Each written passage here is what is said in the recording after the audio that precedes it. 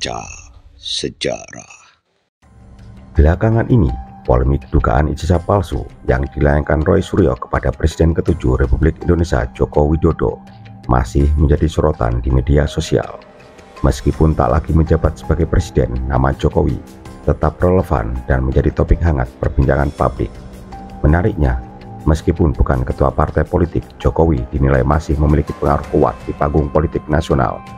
Selain Panglima TNI dan Kapolri yang disebut-sebut merupakan orang dekatnya, beberapa menteri dari era pemerintahnya masih menjabat di kabinet saat ini. Bahkan putranya kini menjabat sebagai wakil presiden Indonesia. Lalu, mengapa Jokowi bisa memiliki pengaruh sebesar itu? Siapa sosok kuat yang berada di belakangnya? Benarkah ada peran oligarki seperti yang kerap dituduhkan? Berikut 5 sosok yang disebut-sebut berada di balik kekuatan politik Jokowi. Anggit Nugroho, dalang sunyi di balik layar kekuasaan Jokowi. Nama Anggit Nugroho mungkin terdengar asing bagi sebagian besar masyarakat. Sosok ini memang tergolong misterius karena sangat jarang muncul di depan kamera atau menjadi sorotan media. Namun perannya dalam perjalanan politik Presiden Joko Widodo sangatlah signifikan. Anggit telah mendampingi Jokowi sejak awal karir politiknya sebagai wali kota Surakarta.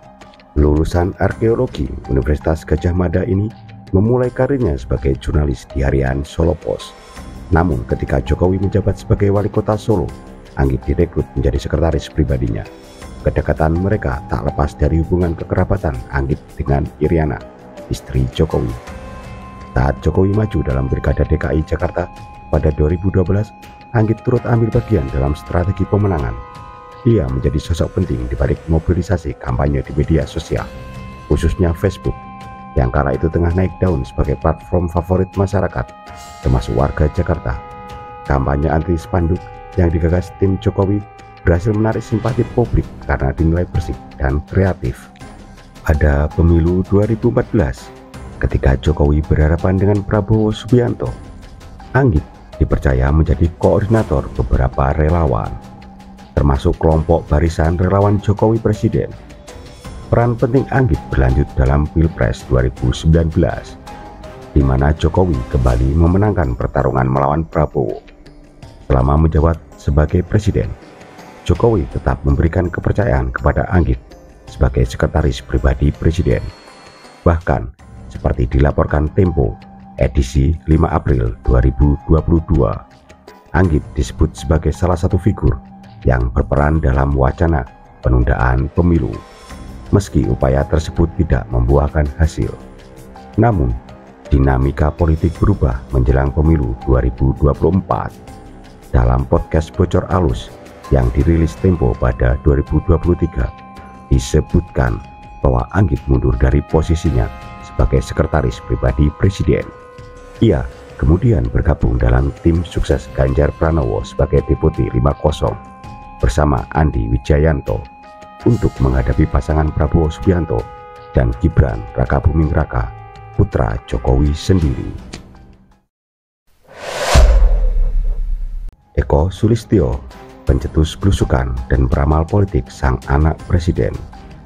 Pria kelahiran Kendal, Jawa Tengah tahun 1968 ini adalah salah satu tokoh penting yang berada di lingkar dalam Presiden Jokowi Widodo.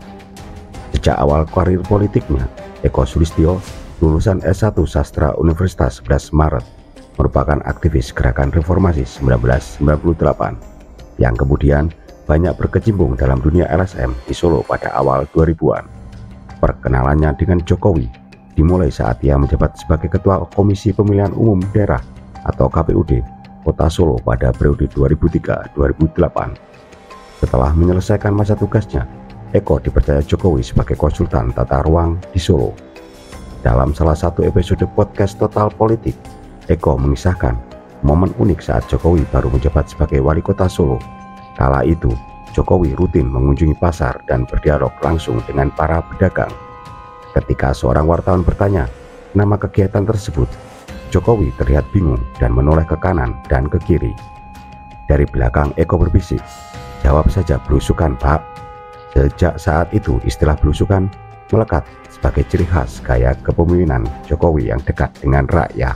Tak hanya dikenal lewat istilah tersebut, masa kepemimpinan Jokowi di Solo juga dikenal luas berkat penataan pedagang kaki lima atau PKL dan pengenalan mobil SMK. Popularitas Jokowi pun menanjak hingga menarik perhatian tokoh-tokoh besar nasional seperti Yusuf Kala dan Hasyim Joyohadikusumo, adik Prabowo Subianto. Atas inisiatif mereka lah Jokowi dikenalkan kepada Ketua Umum PDI Perjuangan Megawati Soekarno Putri untuk mendapat rekomendasi sebagai calon gubernur DKI Jakarta. Setelah Jokowi terpilih sebagai gubernur DKI Jakarta, Eko turut diboyong ke ibu kota sebagai bagian dari tim kepercayaan. Ia kembali memainkan peran penting dalam dua pemilihan presiden, yakni pada 2014 dan 2019 sebagai koordinator berbagai kelompok relawan Jokowi. Usai Jokowi memenangkan kursi presiden, Eko dipercaya sebagai Deputi 4 di kantor staf kepresidenan.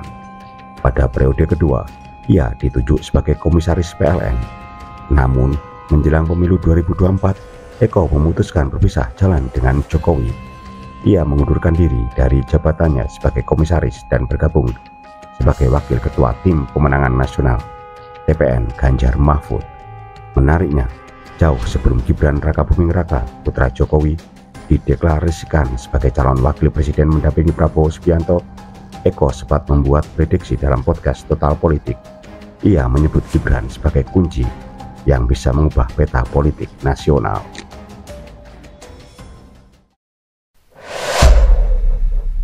Andrinov Caniago, kelinci percobaan dan arsitek perpindahan ibu kota. Andrinov Caniago dikenal sebagai pengamat kebijakan publik sekaligus akademisi. Namanya sempat menjadi sorotan publik pada tahun 2011 berkat gagasan kontroversialnya mengenai pemindahan ibu kota negara dari Jakarta ke Kalimantan.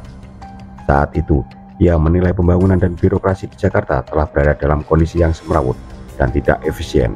Gagasan sempat menuai perdebatan termasuk dengan Yusuf Kala. Saat itu, Gubernur DKI Jakarta dijabat oleh Fauzi Bowo. Menurut Andrinov, kepemimpinan Fauzi Bowo telah terjebak dalam praktik politik balas budi terhadap anggota DPRD DKI yang membuat reformasi birokrasi semakin sulit dilakukan. Dalam pencariannya akan sosok pemimpin alternatif, Andrinov menemukan nama Joko Widodo dalam sebuah majalah yang memuat daftar 10 wali kota terbaik di Indonesia. Ia kemudian menghubungi Jokowi dan bertemu langsung di Solo. Dalam pertemuan tersebut, Andrinov menyarankan Jokowi untuk maju sebagai calon gubernur DKI Jakarta. Namun, Jokowi menolak dengan rendah hati dan menyebut dirinya hanyalah wali kota kelas RT. Meski sempat mendapat penolakan, Andrinov tidak menyerah. Ia terus meyakinkan Jokowi hingga akhirnya Jokowi memutuskan maju dalam Pilkada DKI Jakarta 2012 dan berhasil mengalahkan petahana Fauzi Bowo. Dalam sebuah acara, Jokowi secara terbuka mengakui peran Andrinov dalam perjalanan politiknya. Saya buka di sini. Saya sudah 3 tahun berkawan dengan Pak Andrinov Caniago dan saya masuk Jakarta karena merupakan kelinci percobaan Pak Andrinov, ujar Jokowi yang disambut gelak tawa para hadirin. Karir Jokowi pun terus melesat. Tidak sampai 2 tahun menjabat sebagai Gubernur DKI Jakarta, ia dilantik sebagai Presiden Republik Indonesia pada 2014. Sebagai bentuk penghargaan atas kontribusinya, Jokowi mengangkat Andrinov Caniago sebagai Kepala Badan Perencanaan Pembangunan Nasional atau Bappenas. Namun, jabatan tersebut tidak berlangsung lama. Tak sampai setahun, Andrinov terkena perombakan kabinet dan kemudian ditugaskan kembali sebagai penasihat pembangunan Ibu Kota Nusantara (IKN). Belakangan, ia memilih mundur dan peran tersebut dan bergabung sebagai anggota tim pemenangan Ganjar Pranowo, berseberangan dengan Jokowi yang mendukung pasangan Prabowo Subianto dan Gibran Rakabuming Raka dalam Pilpres 2024.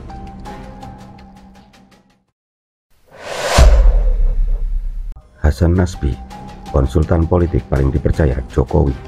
Nama Hasan Nasbi mungkin tak asing lagi bagi sebagian masyarakat, terutama yang mengikuti dinamika politik nasional. Saat ini, ia menjabat sebagai Kepala Kantor Komunikasi Presiden Prabowo Subianto. Baru-baru ini, namanya kembali mencuat setelah komentarnya terkait kasus pengiriman kepala babi ke redaksi Tempo menuai kontroversi di publik. Sebelum menjadi bagian dari tim komunikasi Prabowo Gibran, Hasan Nasbi dikenal sebagai juru bicara tim kampanye pasangan tersebut pada pemilu 2024. Namun, Keterlibatannya dalam dunia politik sebenarnya telah berlangsung cukup lama, terutama sejak kemunculan Joko Widodo di panggung politik nasional. Dalam sebuah wawancara di podcast Total Politik, Hasan mengaku telah mengenal Jokowi sejak tahun 2011 sebelum Pilkada DKI Jakarta 2012 digelar. Saat itu, ia bahkan sempat melakukan survei terkait calon gubernur DKI Jakarta, di mana nama Jokowi sudah masuk ke dalam 10 besar kandidat populer. Hasan Nasbi juga mengaku ikut terlibat dalam proses penentuan calon wakil gubernur pendamping Jokowi. Nama Basuki Cahayapurnama atau Ahok akhirnya mengerucut dan dipilih menjadi pasangan Jokowi dalam pilkada tersebut. Dalam proses kampanye, Hasan dipercaya sebagai koordinator relawan Jokowi. Pria yang juga dikenal sebagai mantan wartawan Kompas ini mendirikan lembaga survei bernama Cyrus Network yang selama bertahun-tahun kerap dimintai masukan oleh Jokowi, baik saat menjabat sebagai gubernur DKI Jakarta maupun ketika menjadi presiden RI. Jokowi diketahui menjadikan Hasan sebagai salah satu konsultan politiknya. Diketahui tidak hanya Jokowi, bahkan Gubernur Jawa Barat Deddy Mulyadi juga menggunakan jasa Hasan sebagai konsultan politik pribadinya. Hal ini diungkapkan dalam podcast Bocor Alus Politik.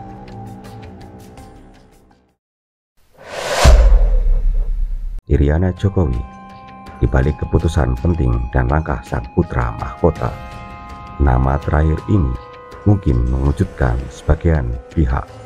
Iriana Jokowi sebagai istri dari Presiden ke-7 Republik Indonesia, peran Iriana dinilai sangat signifikan. Meskipun kerap tampil sederhana dan tidak banyak bicara di depan publik jika dibandingkan dengan Ani Yudhoyono, istri Presiden ke-6 Susilo Bambang Yudhoyono, Iriana memang dikenal lebih tertutup dan jarang menyampaikan pernyataan secara terbuka. Namun, di balik sikapnya yang kalem, sejumlah laporan menyebut Iriana memiliki pengaruh besar terhadap sejumlah keputusan penting dalam karir politik suaminya, Joko Widodo. Salah satu momen penting yang menyoroti peran Iriana terjadi menjelang penetapan Gibran Rakabuming Raka sebagai calon wakil presiden mendampingi Prabowo Subianto pada pemilu 2024. Dalam laporan Tempo yang dikutip dari podcast Bocor Alus Politik, disebutkan bahwa Jokowi sempat ragu-ragu untuk mengizinkan putranya maju sebagai cawapres. Menurut sumber yang dikutip, Iriana Jokowi disebut sangat marah atas kegamangan Jokowi tersebut. Bahkan, dikabarkan Jokowi sempat tidak diizinkan tidur di kamar utama Istana Bogor sebagai bentuk protes dari sang istri. Tak lama setelah peristiwa itu, Mahkamah Konstitusi mengeluarkan putusan yang memungkinkan Gibran, meskipun belum genap berusia 40 tahun, untuk maju sebagai calon wakil presiden. Gibran pun resmi mendampingi Prabowo Subianto dalam kontestasi Pilpres 2024. Sebuah keputusan yang diyakini tak lepas dari peran Iriana di balik layar. Pada akhir kepemimpinannya, Jokowi melawan orang-orangnya sendiri yang berjasa dalam karir politiknya, bahkan partai PDIP yang turut membesarkan namanya. Dan sekali lagi ia berhasil memenangkan pertarungan, bukan sebagai kandidat tetapi sebagai kingmaker untuk Prabowo Gibran. Tak heran jika Rohmah Hurmuzi menyebutnya sebagai guru besar politik di Indonesia. Menurut sahabat Kasar, adakah sosok lain yang berperan besar dalam karir politik Jokowi selain 5 nama di atas? Kalau ada, silakan tulis di kolom komentar. Jangan lupa like, subscribe, dan bunyikan loncengnya.